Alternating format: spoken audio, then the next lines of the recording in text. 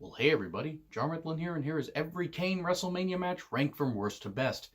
And looking at what the Big Red Machine has done from Mania 14 to Mania 34, with only missing 31 and 33, he's had a lengthy run in wrestling. He was in WWE for a couple years before he became Kane. He was Isaac Yankem. He was also Fake Diesel. But once he became Kane, that's gotta be Kane. Terrible Vince impression, by the way. From then on, from Mania 14 till just last year, he has had some really good moments. He's had some moments to make you scratch your head. And starting off this list, has had some moments where you're like, oh boy, that's not a good use of Kane. But let's get on with this. Covering the 19 matches, we have the Shield versus Kane and the New Age Outlaws, the Middle Age Outlaws. Why the fuck was Road Dogg still wrestling in the ring in 2014? Did anybody really want this? Honestly, did anybody really want this? It was a quick squash match. The Shield beat them handily. This was when Kane was Corporate Kane, by the way, which is part of the reason I'm ranking it this low. It was not very good. It was a quick squash match, like 2 minutes, might even been under. It's okay though. Road Dogg, it didn't matter. The Road Dogg lost because wins and losses don't matter to Road Dogg. But this wasn't very good. Then we go to number 18, Kane versus the Great Khali at Mania 23. Oh dear, this apparently was rumored to have supposed to include Hulk Hogan, actually. That Hogan was actually going to be the one to face Khali, and they were going to create the iconic slam that he did with Andre the Giant 20 years before. Thankfully, they didn't do that, because I actually think that I might have lost every conceivable ability to ever think or fathom anything happening in wrestling ever again. It might have actually made me regret ordering that pay-per-view. Not that Kane versus Khali was much better. He did bring out the See No Evil hook, chain, that kind of stuff. And he did slam Khali, which was impressive, but Khali beat him.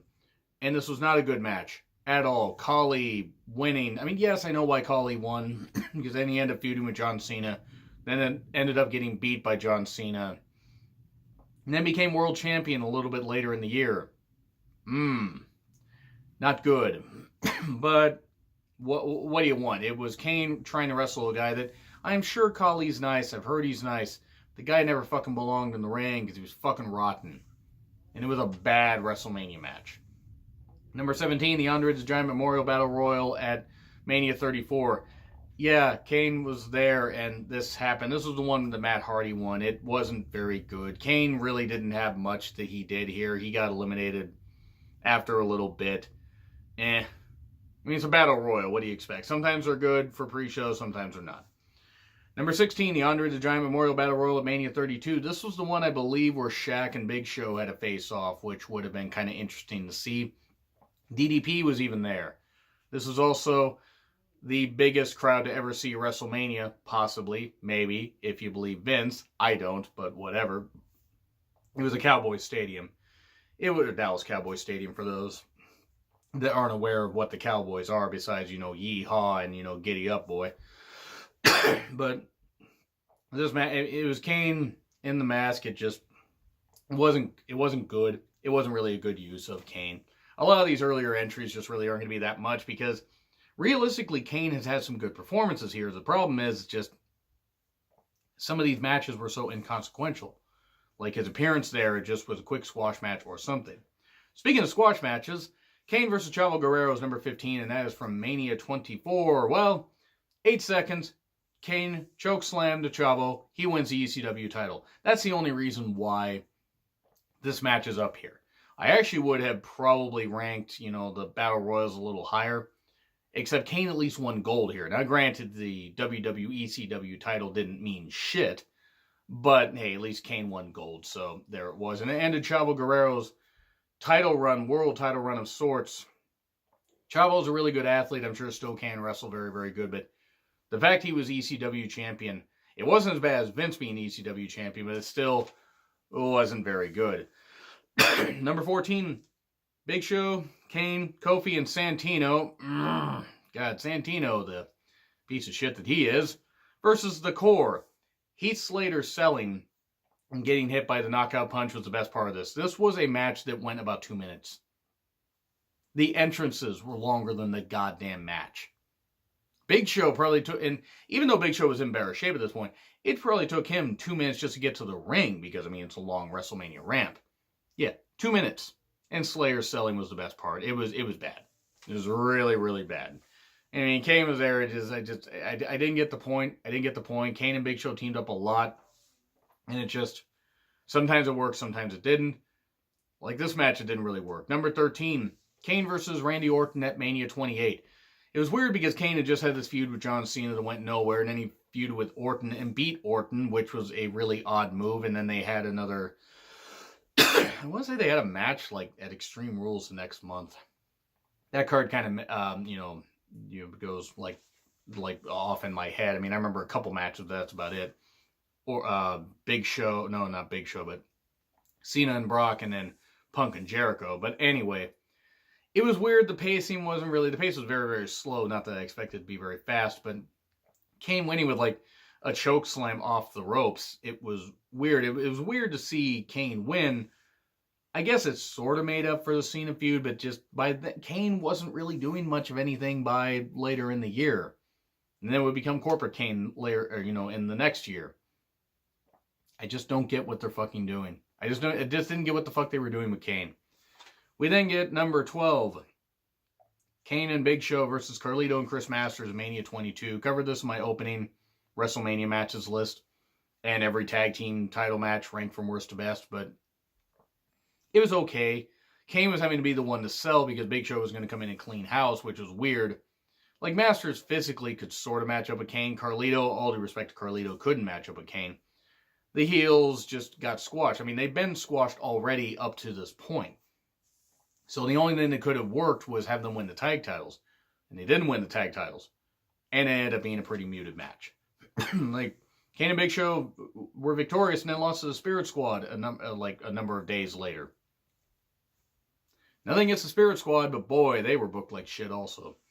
Number 11, Kane and Rikishi versus DX, which was Road Dogg and X-Pac. DX lost, and that's okay.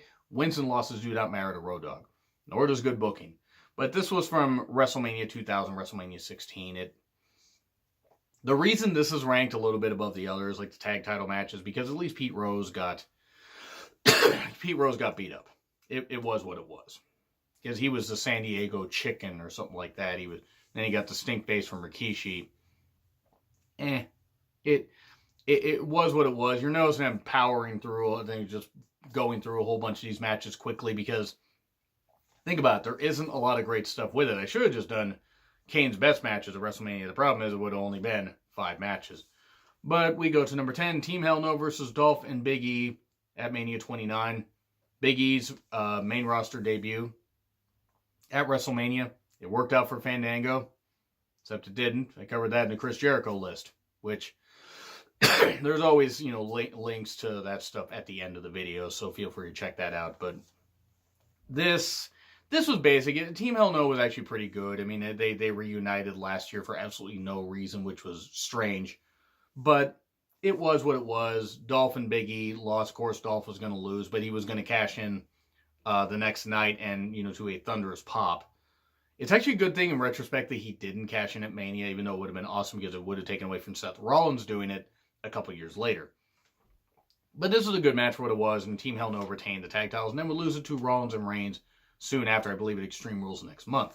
Number 9, Money in the Bank for Mania 26 is the one where Swagger won. Kane had a good performance. This was like 10 people in there.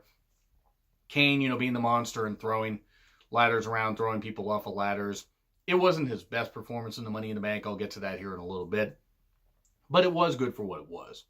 Like Swagger, though, taking an age and forever in an age to get that thing unhooked, which I imagine is probably pretty nerve-wracking. But, dude, get up one more goddamn rung and then unhook it, because I think he was just too low, so he couldn't quite see. But yeah, not Kane's best performance.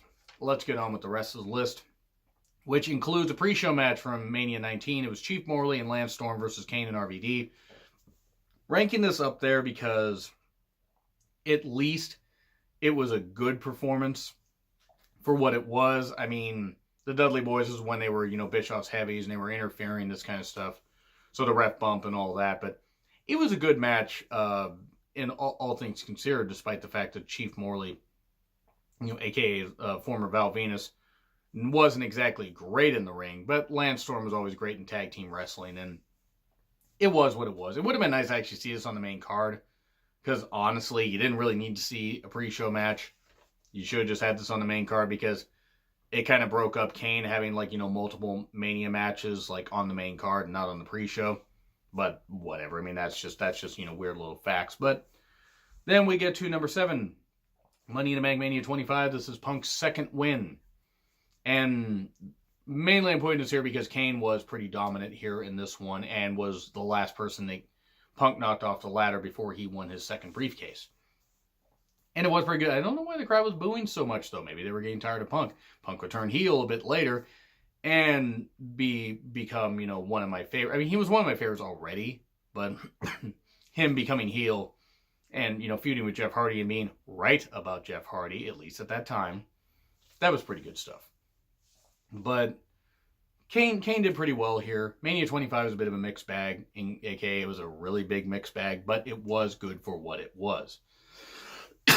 And Kane at least looked good here, all things considered. We then get to number 6, Money in the Bank Mania 21, where Edge won. Edge was the first Money in the Bank winner. The ladder's getting set on fire, and Kane just, destroying people at some points, being buried under, being beat up because he was the biggest guy, but doing some power moves and stuff like that, and having a really good showing.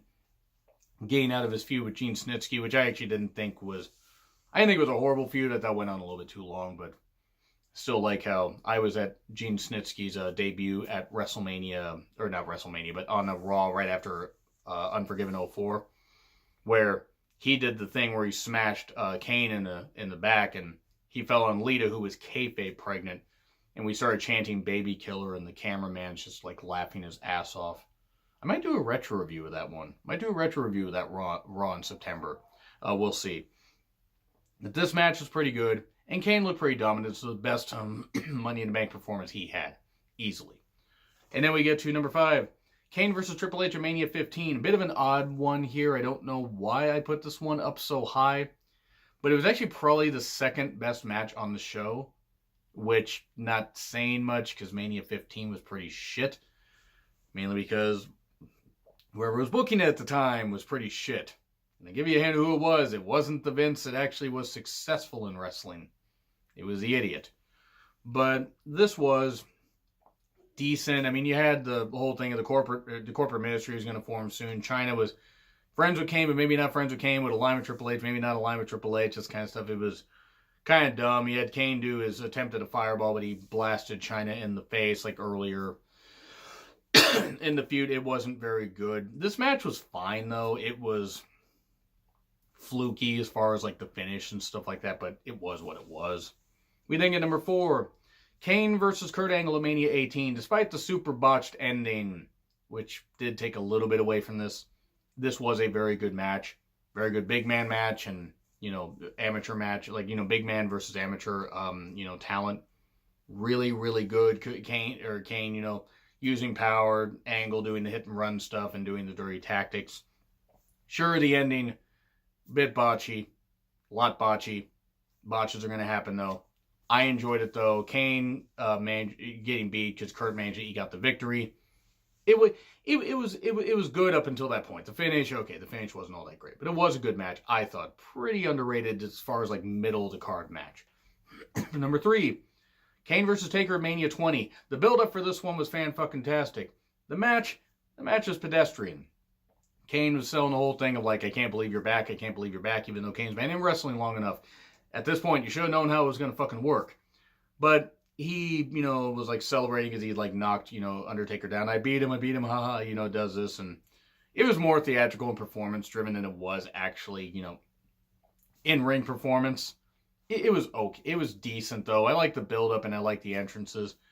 Match was decent, but now we move on to number 2, which is actually the better match these two had. Kane versus Taker at Mania 14. Taker didn't want to fight his brother, and Kane did everything to get him to fight. Finally got him to fight. And then that happened, and they had a really good match, big man match. Kane would eventually fall after 3 tombstones, but he didn't look weak. He looked like he was going to be the one to beat Undertaker at WrestleMania. This was before the streak really became a thing. But boy, it was really, really good. It was a big Titanic clash, the big entrances. Kane tombstoning Pete Rose before. That was really funny.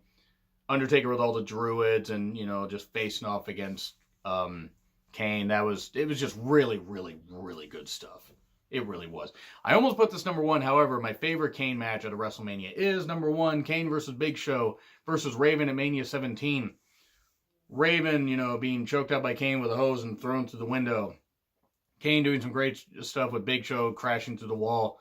Raven doing the cart, the golf cart thing and almost killing the power to the Astrodome, which that would have been interesting.